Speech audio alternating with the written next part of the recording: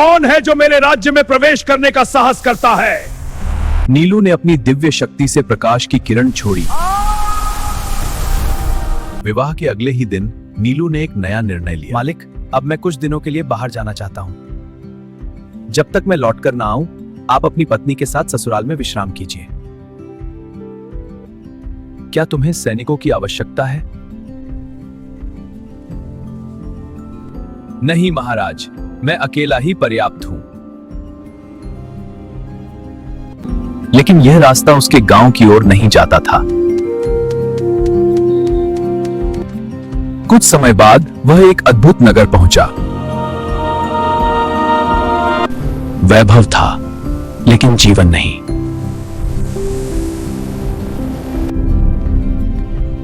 यहां कोई भी नहीं।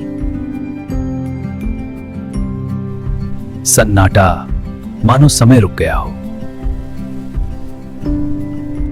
तभी उसकी नजर पड़ी एक विशाल भवन पर। यह स्थान मेरे स्वामी के लिए उपयुक्त हो सकता है।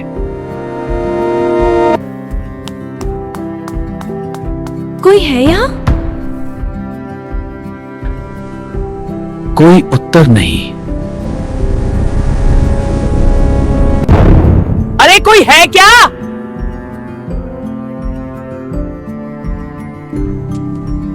कौन है बाहर?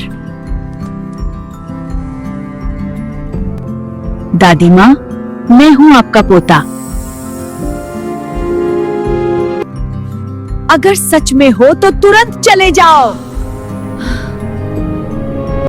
यह स्थान खतरनाक है। दादी माँ, मुझे भीतर आने दीजिए। बेटा, इस जगह की हालत बहुत बुरी है। मेरे पास रहने को बस यही टूटा फूटा कमरा है। दादी माँ, मैं आपकी पीड़ा समझता हूं। बेटा, इस नगर में असीम खजाना छिपा है। घोड़े, रथ, धन संपत्ति सब कुछ है। लेकिन इसका मालिक इंसान नहीं, काली नाग है। काली में इस नगर का आतंक। क्या वह बहुत शक्तिशाली है? जब वह निकलता है तो तूफान आ जाता है। आकाश धूल से भर जाता है। जो सामने आता है निगल जाता है। हम जैसे कमजोर लोग उसका क्या बिगाड़ सकते हैं? और उसके साथ एक खूंखार शेर भी रहता है। लेकिन नीलू की आंखों में डर नहीं, साहस चमका। दादी माँ, चिंता मत कीजिए, मुझे बस छिपने की जगह बताइए। अरे बेटा, ये घर उसी नाग का है। अगर उसने तुम्हारी आवाज सुन ली तो हम दोनों मारे जाएंगे। दादी माँ, मैं डरने वालों में से नहीं। बस मुझे एक तेजधार तलवार दे दीजिए। लेकिन नीलू, यह बहुत खतरनाक है। डरते डरते उसने तलवार ला दी। भगवान तुम्हारी रक्षा करें बेटा। पेड़ झुकने लगे और वातावरण भयावह हो गया। ऐसा प्रतीत हुआ मानो कोई प्रलयंकारी आंधी आ रही हो। सुना तुमने? काली नाग आ रहा है। अगर वह बड़ा है तो मेरा साहस उससे बड़ा है। अभी मैं घर के भीतर हूं और अंदर से लड़ने का मुझे पूरा लाभ मिलेगा। इस मकान में अब या तो वही रहेगा या फिर मैं। नीलू ने तलवार को कसकर थाम लिया और चौखट पर डटकर खड़ा हो गया। बेटा, मुझे बहुत डर लग रहा है। यही वह भयानक नाग है जिसने तलवार और ढाल से लैस कई वीरों को मार डाला है। तू तो एक छोटा सा पक्षी है, इसका सामना कैसे करेगा? दादी माँ, कृपया चुप रहिए। किसी चीज को देखकर उसके सामर्थ्य का अनुमान मत लगाइए। थोड़ा धैर्य रखिए। आंगन में तेज हवाएं चलने लगी, धूल का गुबार उठ गया। 7 सिरों वाला काली नाग सरसराता हुआ आंगन में घुस आया। आज घर के भीतर से कोई अनजानी गंध क्यों आ रही है? मुझे माफ कर दो काली नाग।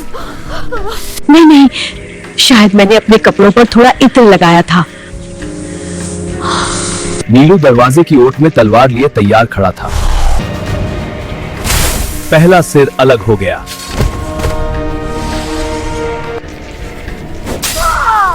दूसरा और तीसरा सिर भी कट गया। चौथा और पांचवा सिर भी गिर पड़ा। कौन है जो मुझे ललकार रहा है? तेरा समय अब समाप्त हो चुका है।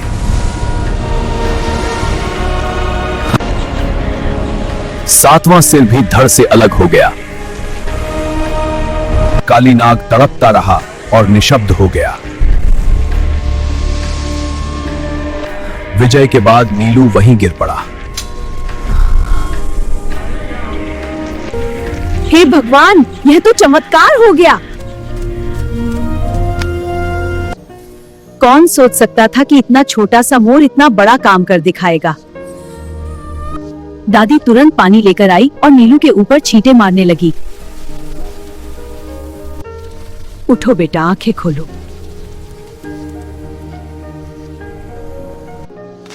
बेटा, तू तो सच में मेरा सगा पोता निकला। आज नगर उसके आतंक से मुक्त हो गया। दादी माँ, अब मुझे इस पूरे भवन को देखना है। दादी उसे ऊपर से नीचे तक पूरे महल में घुमा सब इतना सुंदर है। तो चलो महल के और गहरे भागों में। यह लोग कैद क्यों हैं? दादी माँ, ये सारा खजाना अब मेरे स्वामी महाराज धनराज का है। जब तक मैं उन्हें यहाँ लेकर ना आऊं, आप इन सबकी देखभाल कीजिए। नीलू 3 दिनों तक नगर की व्यवस्था देखता रहा। मुझे अपनी जनता की मदद करनी है। रक्षा दोगुनी कर दो। चौथे दिन वह अपने स्वामी के पास लौटने निकल पड़ा। नीलू, तुम लौट आए। मालिक, अब बस कुछ ही दिन बाकी हैं। 4 दिनों बाद आपको राजकुमारी मंदाकिनी के साथ नए घर चलना है। हाँ नीली। महाराज, यही हमारा नया नगर है। दादी खुशी से नाचने लगी। दादी माँ, यह सब मेरे स्वामी महाराज धनराज की शक्ति का फल है। असली सम्मान इन्हीं को मिलना चाहिए। महाराज, मुझे क्षमा कीजिए, मैं आपको पहचान नहीं पाई। नीलू महाराज को पूरा महल दिखाने ले गया। सारे कमरों की तुरंत सफाई कर दी जाए। सभी कैदियों को मुक्त किया जाए।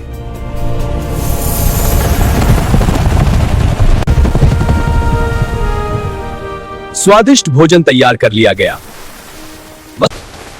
महल जीवन और चहल पहल से भर उठा।